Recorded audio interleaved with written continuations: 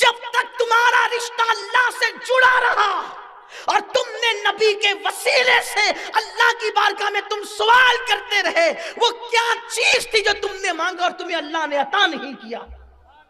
لیکن جب سے تم نے اللہ کو چھوڑ کر کاغذ کے ٹکڑوں کو ہی اپنا سب کچھ سمجھ لیا، انگوٹھیوں کے پتھروں کو ہی اپنا سب کچھ سمجھ لیا، یہ تو کوئی اسلامی شعار بھی نہیں، اسلامی عقیدہ بھی نہیں۔ انگوٹھی میں فلاں قسم کا پتھر پہنیں گے تو روزی میں برکت ہوگی اور اولاد ہوگی اور یہ ہوگی۔ ارے پتھروں پہ یقین رکھنے والوں، تمہاری قسمت میں پتھر پڑے۔ اسلام پتھروں کا مذہب نہیں ہے۔ رسول اللہ تو دنیا میں تشریف لا کر پتھروں سے خراج وصول کر کے بتا رہے ہیں کہ یہاں پتھروں کو پوجا نہیں جاتا، بلکہ پتھروں سے درود و سلام کی نظریں وصول کی جاتی ہے۔ اس کو سلام جس کو حجر تک کرے سلام، اس پر درود جس کو تہجد شجر کی ہے۔ اللہ اکبر۔ تو میں عرض یہ کر رہا تھا، حضرت مخدوم اشرف جہانگیر سمنانی فرماتے ہیں، رات کے آخری حصے میں جاگ کر مجھے اللہ سے جو نعمتیں ملی ہے وہ کسی نفل عبادت سے مجھے نعمت نہیں ملی۔ مسلمانوں، اگر تمہیں اولاد نہیں ہے تو رات کے آخری حصے میں تم گڑ گڑا کر دیکھو اور نبی کے وسیلے سے اللہ کی بارگاہ میں مانگ کر کے دیکھو۔ اگر تمہاری روزی میں تنگی ہے، تم رات کے آخری حصے میں اللہ کی بارگاہ میں گڑ گڑا کے دیکھو اور نبی کے وسیلے سے مانگ کر کے دیکھو، پھر دیکھنا رحمتوں کی کیسی چھما چھم فوار برستی ہے۔ اگر تم بے جا مقدمات میں پھنسے ہو تو رات کے آخری حصے میں گڑ گڑا کے دیکھو۔ اللہ اکبر۔ وہ اللہ فرماتا ہے، اللہ اکبر، رب فرماتا ہے قرآن مقدس میں، وہ کون ہے جو مضطرب لوگوں کی فریاد کو سنتا ہے اللہ کے سوا، یعنی اللہ کے سوا مضطرب کی فریاد کو کوئی نہیں سنتا۔ اے میری قوم کے جوانوں، اس وقت تو تم سو رہے ہوتے ہو جب تمہارا میرا رب تمہارے دروازے دل پہ دستک دے کر کہتا ہے جو مانگنا ہے مانگ لو، اور اس کی شان ہے ان اللہ لا یخلف المیعاد۔ لیکن اللہ اکبر، ہم دوسروں سے دعاؤں کی گزارش کرتے ہیں، ہم دوسروں کے دروازوں پہ دستک دیتے ہیں، اپنے جیسے انسانوں کے دروازوں پہ دستک دینے والوں، اس قادر و قیوم کے دروازے پہ دستک دو، اس کی بارگاہ میں ہاتھ پھیلاؤ، اس کی بارگاہ میں گڑ گڑانا سیکھو، جس کی چوکھٹ سے انبیاء کو ملتا ہے، جس کی چوکھٹ سے صحابہ کو ملا، جس کی چوکھٹ سے اولیاء کو ملا، جس کی چوکھٹ سے سب کی جھولی بھری، اس کی بارگاہ میں آؤ۔ میں بار بار اس لیے کہہ رہا ہوں کہ نبی کے وسیلے سے مانگو، نبی کے وسیلے سے مانگو۔ میں نبی کے وسیلے پہ اس لیے زور دے رہا ہوں کہ حضرت آدم جیسا معصوم 200 سال تک کے مانگا لیکن اللہ نے کوئی جواب نہ دیا، لیکن جب کہا اللہ بحق محمد، اللہ محمد کے وسیلے سے میری فریاد کو سن لے، تو اللہ نے فوراً جواب دیا۔ پتہ چلا کس سے کتنے ہی ناراض ہوتے ہیں، لیکن جب محبوب کا نام اس کی زبان پہ آتا ہے تو فوراً جواب دے کر کے بتاتے ہیں کہ پھر تمہاری خطاؤں کو نہیں دیکھتے، یار کے صدقے تمہاری فریاد کو سن لیا کرتے ہیں۔ اسی لیے جب بھی مانگو اپنے نبی کے وسیلے سے مانگو۔ آپ کو حیرت ہوگی، آپ کو جب آدم نے اللہ کے نبی کا سید الانبیاء کا نام لیا تو اللہ نے کہا تمہیں کیسے پتا چلا کہ محمد میرے محبوب ہے؟ تو عرض کیا کہ جب تو نے میرے اندر روح ڈالی تھی تو میں نے عرش کے اوپر تیرے نام کے ساتھ اسی محمد کا نام لکھا دیکھا، میں سمجھ گیا کہ جس کا نام تو نے اپنے نام کے ساتھ لکھا ہے سب سے زیادہ وہ تجھے محبوب ہے۔ تو ارشاد ہوا آدم ان کا واسطہ دے کر تو نے صرف اپنے لیے مانگا، آدم اگر ان کے واسطے سے پوری کائنات اپنی اولاد کے لیے مانگ لیتا تو میں سب کو بھی عطا کر دیتا۔ رات کی آخری پہر میں گڑ گڑاؤ اللہ کی بارگاہ میں۔ بہرحال تو عرض یہ کر رہا تھا کہ حضور غوث پاک کے والد مصلی بچھا کے نماز پڑھتے ہیں، آپ کی والدہ بھی پیچھے کھڑی ہو جاتی ہے۔ صبح ہوئی تو حضور غوث پاک کے نانا آپ کے پاس آ کر کہتے تیرا چہرہ بتاتا ہے کہ رات کیسے گزری۔ ہاں کہا اچھی گزری، مگر تم نے اپنی بیوی کا منہ نہیں دیکھا؟ کہا ایک جھلک دیکھا۔ تو خیال آیا کہ غلطی ہوئی ہے دلہن کے پہنچانے میں۔ کہا کیا مطلب؟ کہا آپ نے تو اندھی کہا تھا، لیکن وہ تو اکھیاری ہے.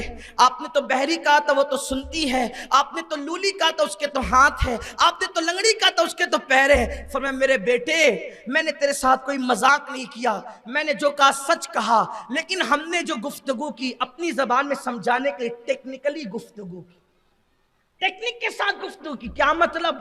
میری بیٹی اندھی اس لیے ہے کہ اس نے کبھی کسی اجنبی کا چہرہ نہیں دیکھا. میری بیٹی اندھی بیٹی کو اس لیے کہا کہ اس نے کسی اجنبی کا چہرہ نہیں دیکھا. بہری اس لیے کہا کہ اس نے کبھی کسی کی غیبت نہیں سنی. گونگی اس لیے کہا کہ اس نے کبھی اپنی زبان سے جھوٹ نہیں بولا. اور لولی اس لیے کہا کہ اس نے اپنے ہاتھ سے کبھی ظلم نہیں کیا. لنگڑی اس لیے کہا کہ اس نے کبھی باپ کا آنگن نانگ کر کے باہر کی دنیا کو نہیں دیکھا, وہ باہر چل کر نہیں گئی. وہ تیری ہی بیوی ہے. جو میں نے کہا تھا وہ سچ ہے, جو تو نے دیکھا وہ بھی سچ ہے. اب آپ مجھے بتائیں مسلمانوں کی بیٹیاں کیسی ہوتی تھی کہ ان کی عمر کا حصہ 40 سال کی عمر کو پہنچ جاتی تھی, لیکن کبھی وہ بیٹی کسی اجنبی مرد کا چہرہ نہیں دیکھتی تھی. اور آج کی بیٹیوں کو کیا ہو گیا؟ آج کی بیٹیاں تو معاذ اللہ سب کی بیٹیاں ایسی نہیں, لیکن حالات رلا رہے ہیں, خون کے آنسوں میں حالات رلا رہے ہیں.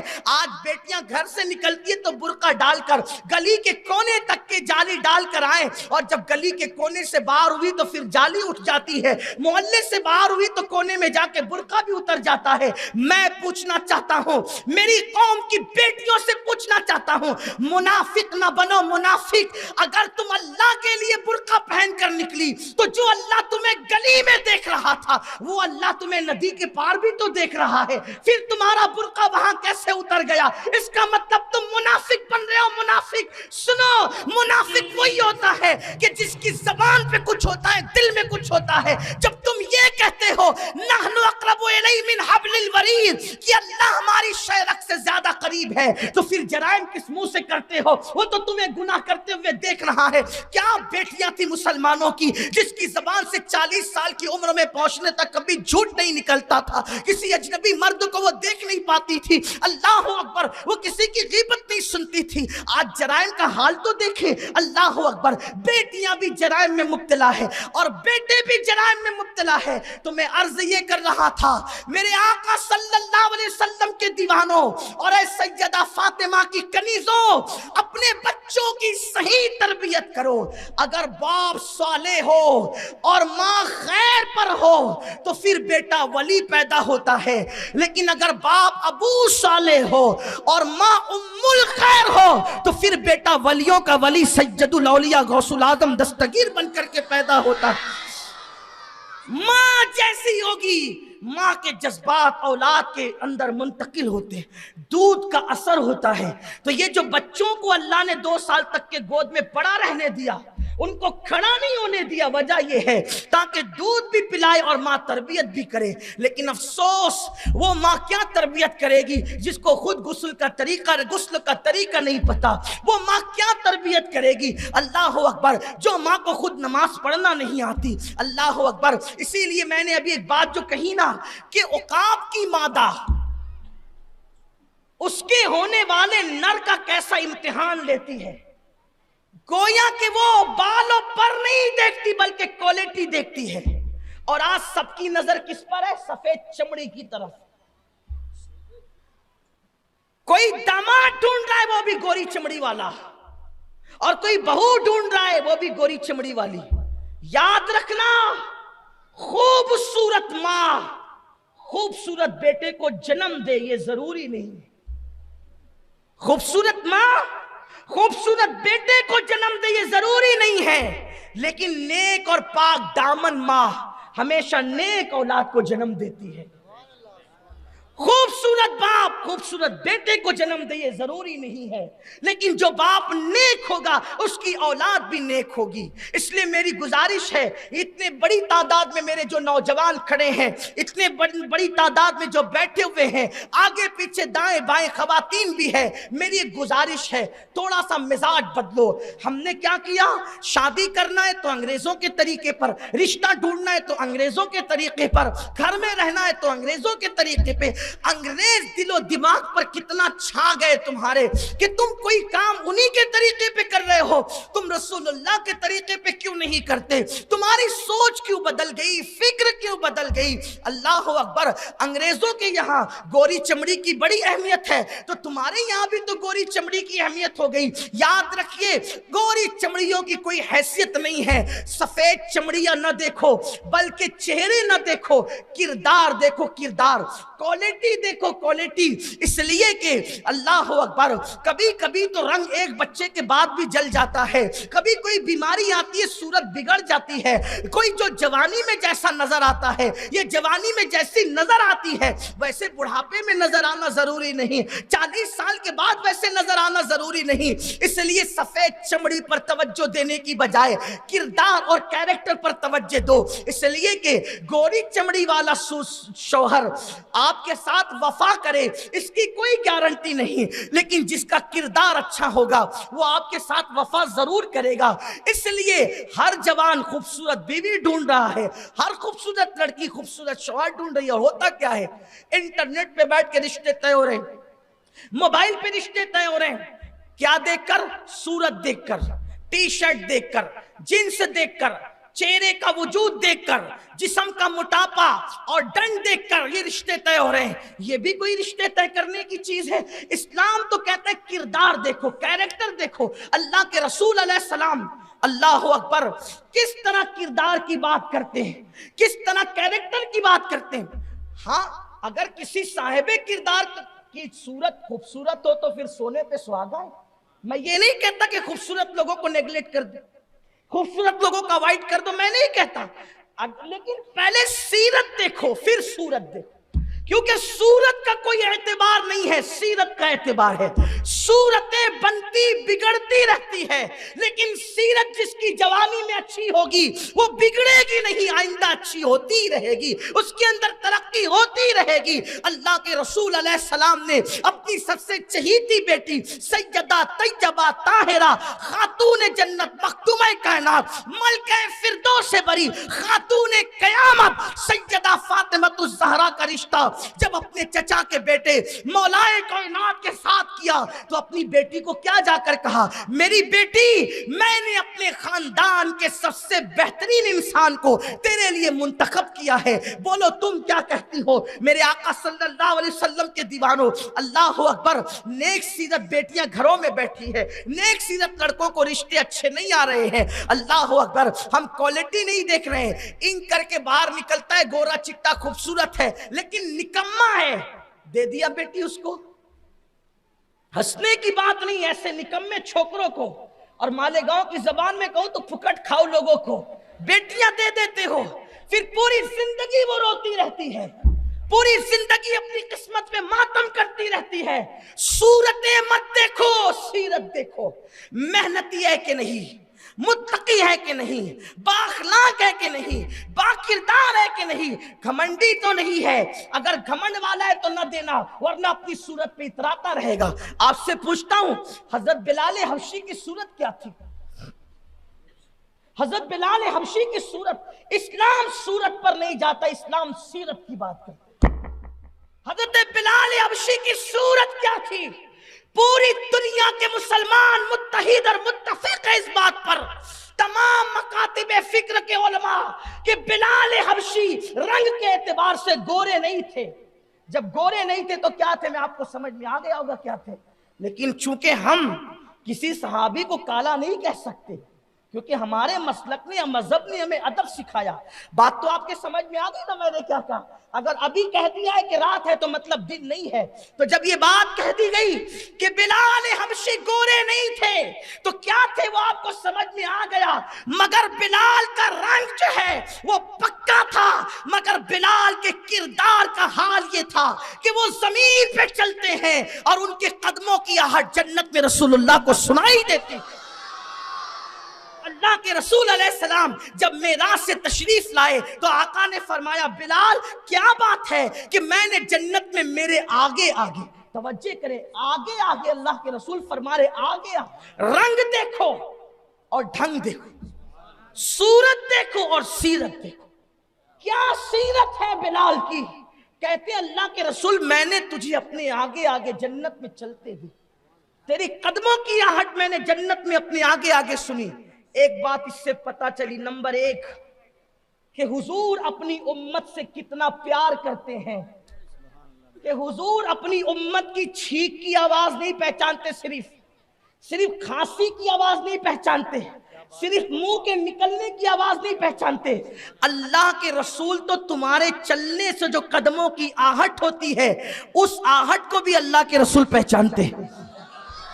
نبی تمہیں کتنا پہچانتے ہیں کہ تمہارے قدموں کی آہٹ کو بھی حضور پہچانتے ہیں. حضور جان رہے ہیں کہ یہ ابو بکر کے پیروں کی آواز نہیں ہے، یہ بلال کے پیروں کی آواز ہے. جو قدموں کی آہٹ کو پہچانتا ہو کیا وہ چہروں کو نہیں پہچان سکتا؟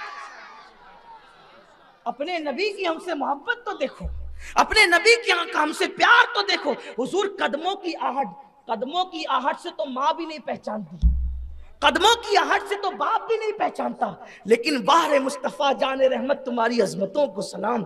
اتنے بڑے ہو کر، اتنی شان والے رسول ہو کر غلاموں پر اتنا کرم کہ لوگوں کے پیروں کی آہٹ کو بھی آپ پہچانتے ہیں کہ یہ بلال کی ہی آواز ہے، یہ ابو بکر کی آواز نہیں ہے، یہ بلال ہی کی آواز ہے، یہ عمر ابن خطاب کے قدموں کی آہٹ نہیں ہے. ذرا سوچو تو صحیح مسلمانوں، اپنے نبی کی شان کیا ہے، اپنے نبی کا مقام. وہ نبی ہمیں قدموں کی آہٹ سے بھی پہچانے اور ہم نبی سے اتنے دور ہو گئے کہ ہم نبی کو پہچان ہی نہیں پا رہے ہیں، ہم نبی کی عظمت کو پہچان نہیں پا رہے ہیں، ہم نبی کی شان کو پہچان نہیں پا رہے ہیں، ہم نبی کے وقار کو پہچان نہیں پا رہے ہیں. اے میری قوم کے جوانوں، آؤ اپنے نبی سے قریب آئیں، آؤ اپنے رسول سے قریب آئیں. سب کے قریب ہو کر کے دیکھا، کبھی اللہ کے محبوب کے قریب بھی ہو کر کے دیکھو، سب کے لیے آنسو بہا کے دیکھا، کبھی اللہ کے محبوب کے لیے بھی آنسو بہا کے دیکھو، سب کے زلف و رخسار کی بات کر کے دیکھا، کبھی مصطفیٰ جان رحمت کے زلف و رخسار کی بھی بات کر کے دیکھو. لیکن اپنی گفتگو سمیٹتے ہوئے عرض کروں،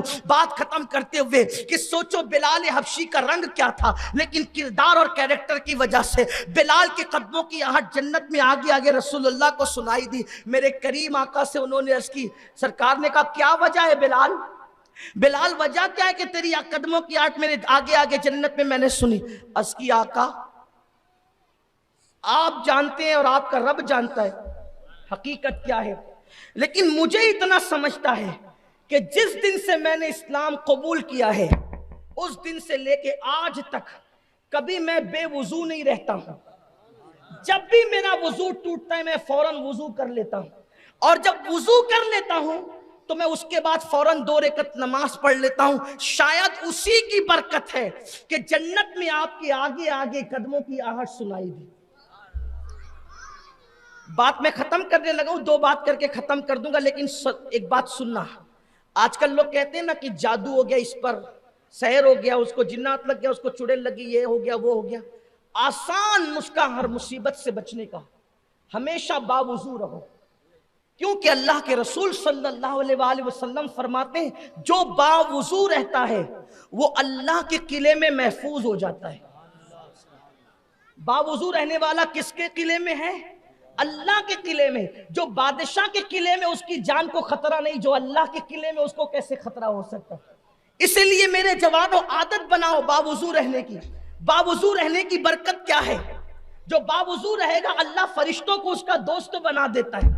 جو باوضو رہتا ہے اس کو وسوسے جلدی نہیں آتے، اس کو اللہ وسوسوں سے نجات عطا کرتا ہے. اور جو باوضو رہتا ہے اللہ اس کو روزی عطا کرتا ہے. جو باوضو رہتا ہے اللہ اس کو نیکیوں کی توفیق عطا کرتا ہے. جو باوضو رہتا ہے اس کے دل میں گناہ کی نفرت پیدا ہو جاتی ہے. اور جو باوضو رہتا ہے اس پر بد نظر اثر نہیں کرتی اور اس پر سحر جادو کا بھی اثر نہیں ہوتا. جو باوضو رہتا ہے، اس لیے باوضو رہنے کی عادت بناؤ. استنجا کرو تو وضو کرو، بیت الخلا جاؤ تو وضو کرو، وضو ٹوٹ جائے تو وضو کرو. وضو کی بڑی برکتیں ہیں. اللہ کے رسول صلی اللہ علیہ وآلہ وسلم فرماتے ہیں کہ قیامت کے دن میں اپنی امت کو پہچان لوں گا.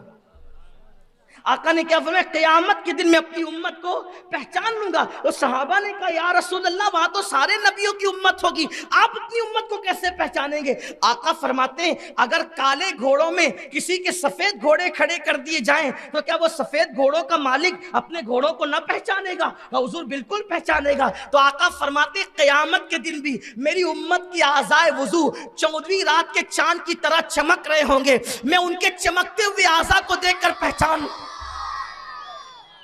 اس لیے وضو کثرت سے کرو۔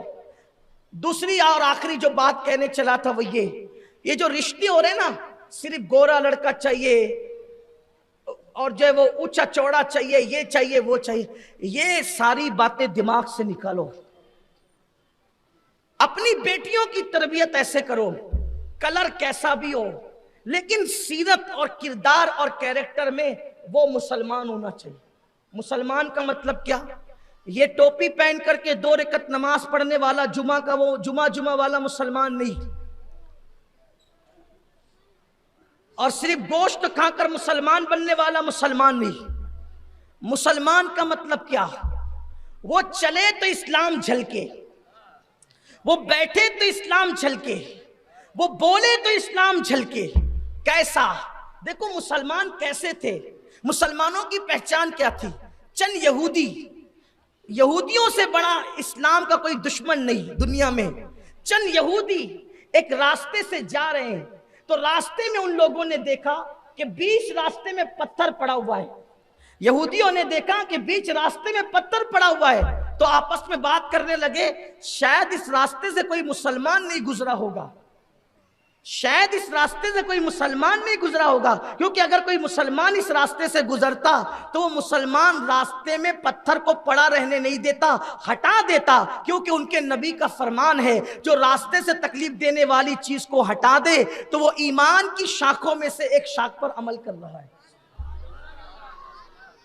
یہ پہلے مسلمانوں کی پہچان تھی۔ اور آج سب سے زیادہ گندگی جن کے محلے میں ہو، ایک دم کچروں کا ڈھیر پڑا ہو، بدبو آ رہی ہو، ننگے بچے گھوم رہے ہو، عورتیں کمر میں دوپٹے باندھ کر کے ہنڈے سے ایک دوسرے سے مارا پیٹی کر رہی ہو، سمجھ جاؤ یہ مسلمانوں کا محلہ ہے، یہ مسلمانوں کے محلوں کی پہچان بن گئی۔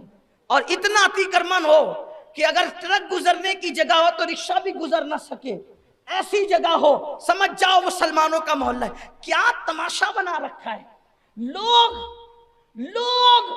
مسلمانوں کے محلے دیکھ کر مسلمان ہوتے تھے، اور آج اگر کوئی مسلمان ہونا چاہتا ہو اور مسلمان کو دیکھ لے تو اس کا ارادہ بدل جائے کہ بھئی مجھے نہیں ہونا ہے۔ یہ صورتحال ہے، بدل گئے، دین سے دور ہو گئے۔ آؤ اپنے دین کی طرف، اپنے مذہب کی طرف۔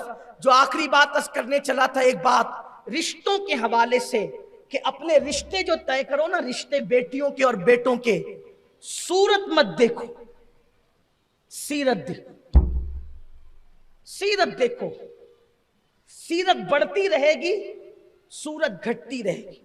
میں نے اپنے بچپنے میں کئی خوبصورت لوگوں کو دیکھا تھا، آج ان کے چہرے دیکھنے کے قابل بھی نہیں، چہروں پہ جھریاں پڑ گئی ہے ایسا، اور کل ہم لوگوں کے چہروں پہ بھی جھریاں پڑ جائے گی، کیونکہ قرآن کہتا ہے لَقَدْ خَلَقْنَا الْإِنسَانَ فِي أَحْسَنِ تَقْوِيمٍ، ہم نے انسان کو خوبصورت بنایا، ثُمَّ رَدَدْنَاهُ أَسْفَلَ سَافِلِينَ، اور پھر اس کو بڑھاپے کے گڑھے میں ڈھکیل دیا۔ ان بوڑھوں سے جا کر کے پوچھو نا جن کو بڑھاپا آ گیا، ان بوڑھوں سے جا کر پوچھو جن کو بڑھاپا آ گیا، کسی کے گھٹنے میں درد، کسی کی کمر میں درد، کسی کے پیر میں درد، کھانستے کھانستے پوری رات گزر جاتی ہے۔ جو اپنی راتوں کو آوارگی اور عیاشیوں میں گزارتے تھے، آج وہ راتوں کو موت مانگ رہے، چادروں کے اندر چھپ چھپ کر رو رہے ہیں۔ پوتے کو آواز دیتے تو پوتا بولتا ہے دادا بعد میں آتا ہوں، بیٹے کو آواز لگاتے تو بیٹا بولتا ابا بس تم کو یہی پڑی رہتی ہے۔ بولو ایسے دردناک بڑھاپے سے لوگ گزر رہے کہ نہیں گزر رہے؟ میری قوم کے جوانوں، جاتے جاتے یہ میرے دل کا درد میں تمہارے دل پہ منتقل کر کے جانا چاہتا ہوں، سن لو۔ اگر جوانی میں آوارگی کرو گے، جوانی میں عیاشیاں کرو گے، جوانی میں اللہ کی نافرمانی کرو گے، جوانی میں خدا کی قدرت کو چیلنج کرو گے، جوانی میں نہ اللہ رب العزت کی نافرمانی کر کے اللہ کے عذاب کو چیلنج کرو گے، تو اللہ अल्लाह बुढ़ापे के अंदर वो दर्दनाक उम्र देगा कि मौत मांगोगे तो मौत भी नहीं आएगी, इज्जत जाएगी, बिस्तरों में छुप छुप करके रोगे। उस वक्त इबादत करना चाहोगे तो इबादत की तौफीक भी नसीब ना होगी। लोग सोच रहे होंगे ये बुढ़ा जल्दी मरता भी नहीं। ये सूरत हाल सबके साथ पैदा होती है। इसलिए जवानी में आवारगी ना करो, जवानी में अय्याशी ना करो। जवानी चले जाने के लिए है और बुढ़ापा कभी नहीं जाने के लिए है। इसलिए अगर आज तुम कुत्ता गोली खाकर नशा कर रहे हो तो जरा इसके अंजाम पर भी नजर करना। आज जवानी के अंदर पानी में आग लगाओगे तो एक दिन ये जवानी जरूर ढल जाएगी। अगर जवानी के अंदर तुम ज़िना के अड्डों को आबाद कर रहे हो, मस्ती मजाक में डूबे हुए हो, तो ये जवानी चली जाएगी। जवानी बहुत मुख्तसर वक्त के लिए आती है, जवानी बहुत शॉर्ट टाइम के लिए आती है। ये जवानी जाएगी। 16 साल से जवानी शुरू होती है और 40 साल पर ये खत्म होने लगती है। अल्लाह अकबर, इतने मुख्तसर वक्त के लिए जवानी आती है। इसमें आवारगी ना करो खुदा के लिए। मगर वो जवान जो अपनी जवानी को अल्लाह की इबादत में गुजारे, वो जवान जो अपनी जवानी को पाक दामनी में गुजारे, वो जवान जो अपनी जवानी को नशे से बचते हुए गुजारे, वो जवान जो अपनी जवानी को जुल्म से बचते हुए गुजारे। यानी आजकल के छोकरे 16-16, 17-17 साल के कुत्ता गोली, शराब, दादागिरी, गुंडागर्दी, एक दूसरे को मारपीट, बकरी पर झगड़ा होता है और किसी का कत्ल हो जा रहा है मालेगांव। क्या हो गया? बकरियों से ज्यादा क्या इंसान की जान कीमती नहीं है? मेरी कौम के वो लड़के अगर ये समझते हैं कि मैं अपनी जवानी की कुव्वत की बुनियाद पे इसको दबाऊंगा, उसको दबाऊंगा, उसको कत्ल करूंगा, तो सुन लो, जिसने एक इंसान को कत्ल किया गोया उसने पूरी इंसानियत को कत्ल किया। आप कत्ल को समझते क्या है? काबतुल्लाह को अगर शहीद किया जाए, माअज़ल्लाह सुम्मा माअज़ल्लाह, काबतुल्लाह की हुर्मत से खिलवाड़ किया जाए तो अल्लाह उतना नाराज नहीं होता जितना किसी मुसलमान के कत्ल से अल्लाह नाराज होता है। लोगों ने मुसलमानों की एक इंसान की जान को बहुत हल्का समझ लिया और जवानी के नशे में इतने डूब गए कि छोटी छोटी बातों पे तलवारें चल रही। मैं तलवार चलाने वाले लड़कों से कहता हूं, एक दिन तुमको भी बुढ़ापा आएगा, तुम भी जवानी से एक दिन छुटकारा लोगे और जवानी तुम्हारी मर्जी से नहीं जाएगी। जवानी आती भी अल्लाह की मर्जी से और जाती भी अल्लाह की मर्जी से है। हमने बड़े बड़े दादा लोगों को देखा कि बुढ़ापे के अंदर उनको कोई पूछता भी नहीं, घर के अंदर जलील होकर के बैठे।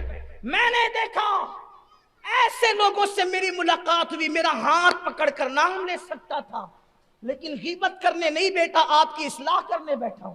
नाम लूंगा तो गीबत होगी। मैं किसी मुसलमान की इज्जत से खिलवाड़ करने नहीं आया, इस्लाह माशरा के नाम पे मैं किसी की इज्जत उछालने नहीं आया। मुझे तो आपको नसीहत करना है सिर्फ। एक बहुत बड़े हमारे शहर के दादा बुढ़ापे में जब वो बीमार थे, मैं उनसे मिलने गया।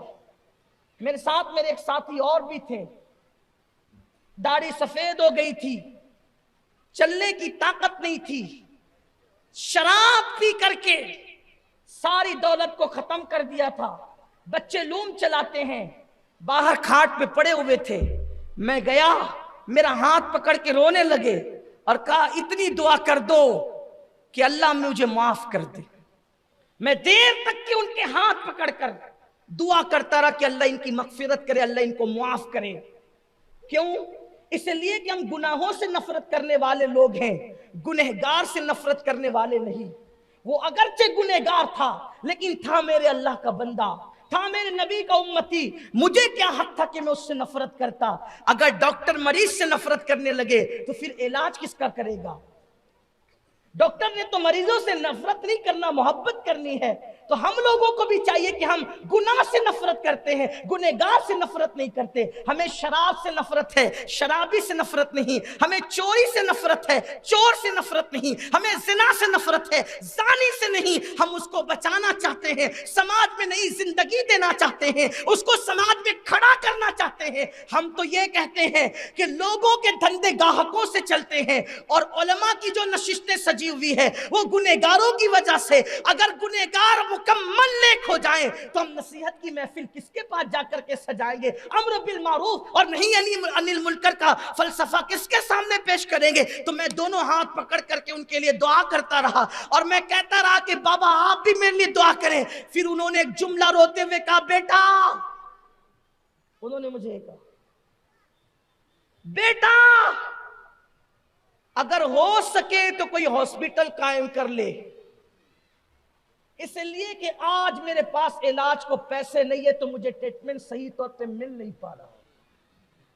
انہوں نے یہ کہا، اللہ گواہ ہے، ہو سکے تو کوئی میڈیکل کھول لے تاکہ غریبوں کو صحیح طور پہ تو دوا پہنچا سکے۔ اس لیے کہ میرا بچپنا ان کے سامنے گزرا تھا، انہوں نے یہ بات کہی، میں نے ان کا ہاتھ پکڑتے ہوئے اللہ کی بارگاہ میں آنکھ بند کر کے اسی وقت عہد کیا کہ انشاءاللہ ان کی زندگی میں یہ کام کر دیں گے۔ لیکن زمین خریدی تو اتنا وقت چلا گیا کہ ان کی زندگی میں تو وہ کام نہیں ہوا اور بالآخر ان کا انتقال ہوا۔ لیکن ان کے اوپر اللہ رحم کرے کہ ان کو احساس تھا گناہوں کا، اللہ نے رمضان المبارک میں ان کو موت عطا فرمائی، اور شاید جمعہ کا دن تھا ان کو موت آئی۔ اس کا مطلب یہ تھا کہ وہ بندہ گیا تو جنتی ہو کر گیا، کیونکہ آخری میں توبہ کر لی۔ لیکن تھی بڑی دردناک بات، اگر تم لوگوں سے عبرت حاصل نہیں کرو گے میری قوم کے جوانوں تو تمہاری زندگی عبرت بن جائے گی۔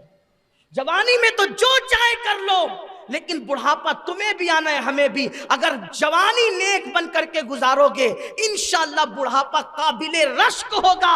ہر بوڑھا ذلیل نہیں ہوتا، جو جوانی میں نیک عمل کرتے ہیں دنیا بڑھاپے میں بھی ان کو عزت کے ساتھ پکارتی ہے، ان کی عزت گھر میں بھی ہوتی ہے، ان کی عزت باہر بھی ہوتی ہے۔ اس لیے میں اپنے تمام جوانوں سے کہنا چاہتا ہوں، بہت دور چلے گئے اللہ کی بارگاہ سے، بہت دور چلے گئے رسول اللہ کی بارگاہ سے، میری قوم کے جوانوں آؤ، اپنے دین کی طرف آؤ، اپنے مذہب کی طرف آؤ، اپنے گناہوں سے اللہ کی بارگاہ میں توبہ کرو اور سچی توبہ کرو اور اپنی زندگی کو بدل دو، اپنی زندگی میں انقلاب پیدا کر دو اور ایک نیک انسان بن کر کے اپنی زندگی گزارو۔ کبھی یہ مت سوچنا کہ میں تو بہت گناہ کر چکا، میں تو بہت جرائم کر چکا، اب میں کیسے توبہ کروں۔ یاد رکھنا، انسان اگر ہزاروں سال گناہ کرے اور ایک مرتبہ اللہ کی بارگاہ میں توبہ کر لے تو اس کا ایک مرتبہ توبہ کرنا اس کے ہزاروں سال کے گناہوں کا کفارہ بن جاتا ہے، اور اللہ